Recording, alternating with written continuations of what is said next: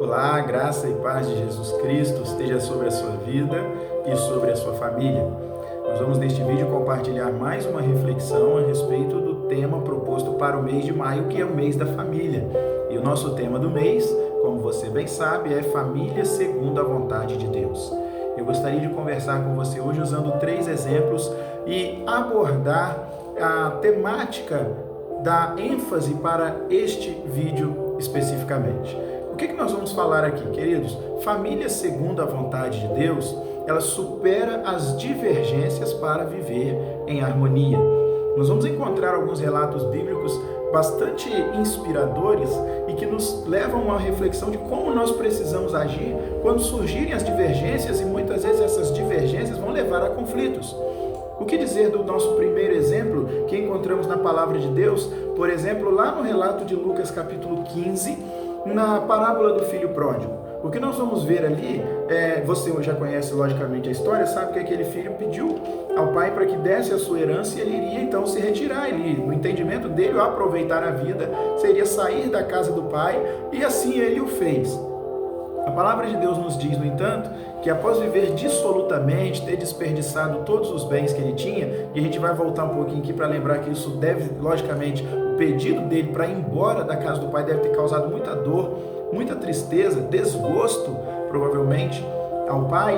Então, quando ele perde tudo aquilo que ele tinha, está vivendo ali naquele tremendo sofrimento, desejando se alimentar, inclusive, com os porcos, e nem isso ele conseguia fazer. Em Lucas capítulo 15, versículo 18, quando a ficha dele cai, ele diz o seguinte: levantar-me-ei, irei ter com meu pai e lhe direi: pai, pequei contra o céu e diante de ti.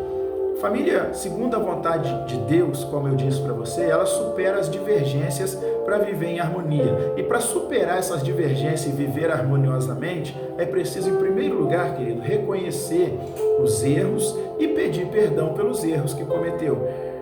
É exatamente isso que o filho pródigo está fazendo aqui. Interessante que ele não pede perdão a Deus simplesmente. Ele vai à pessoa que ele havia ofendido com o seu comportamento. E ele pede então perdão para o seu pai. Você precisa pedir perdão para alguém? Você que é filho precisa pedir perdão ao seu pai?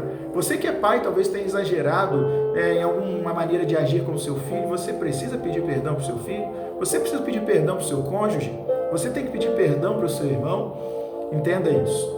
Aqui alguém ofendeu, feriu o coração de alguém. Entendeu essa necessidade. Mas nós vamos encontrar uma outra situação que também é bem interessante. Estávamos em Lucas, vamos retornar agora para o Evangelho de Mateus, capítulo de número 18, no versículo de número 15. Aqui nós vamos encontrar a segunda maneira de como nós podemos superar as divergências na família para viver harmoniosamente. E lá está dizendo assim, Mateus 18, 15, se teu irmão pecar contra ti, vai, repreende-o entre ti e ele só. Se ele te ouvir, ganhaste a teu irmão. Olha que coisa interessante. Alguém peca contra você. A Bíblia não está dizendo que você tem que esperar aquele que te ofendeu vir até você. Está dizendo que você tem que tomar a atitude de ir até essa pessoa. Isso, meus irmãos, é fundamental. E a repreensão aqui é repreensão branda, é conversa, é com prudência, é com sabedoria. Não para afastar as pessoas, não para punir, não aquele acerto de contas agressivo, mas o acerto de contas harmonioso, respeitoso, pacífico, para que o Senhor possa permitir que a paz seja então restabelecida, aconteça a reconciliação e volte a reinar o amor, a harmonia, e assim não haja mais nenhuma contenda, nenhum litígio. Pense bem, se você não é a pessoa agora que precisa liberar perdão para outra pessoa. No caso, primeiro que nós abordamos é você ir a outra pessoa e reconhecer que você errou e pedir perdão. Agora é você perdoar quem pecou contra você e, mais do que isso, ir você mesmo tomando a atitude de ir até a pessoa e pedir perdão para reconciliar com ela. Olha que coisa tremenda, né? Por que isso é tremendo? Porque nós muitas vezes não vamos ter nenhum relacionamento restabelecido se esperarmos que as pessoas venham até nós.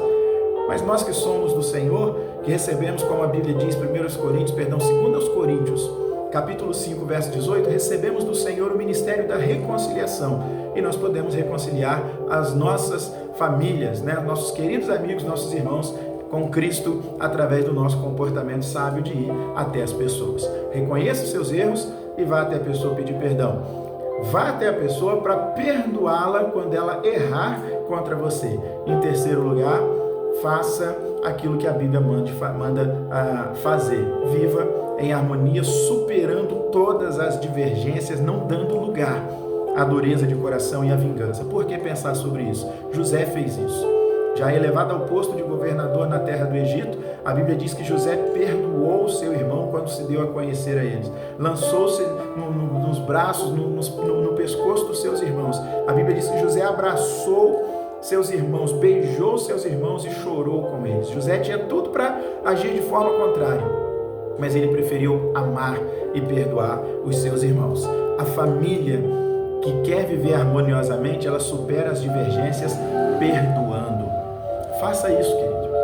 Ame, perdoe, passe por cima dos erros, entenda que a família é projeto de Deus e não abra mão, em momento algum, em hipótese alguma, da presença de Deus no meio da sua família e do propósito de Deus a ser cumprido através da sua família. Que esta palavra, então, fique guardada no seu coração e que você possa, em nome de Jesus, aplicar todo este ensinamento no seu dia a dia, no seu viver diário, no seu viver em família. Que Deus te abençoe. Até o nosso próximo vídeo, onde você será mais uma vez ministrado pela poderosa, viva e santa palavra de Deus. Deus abençoe sua vida, Deus abençoe sua família, em nome de Jesus.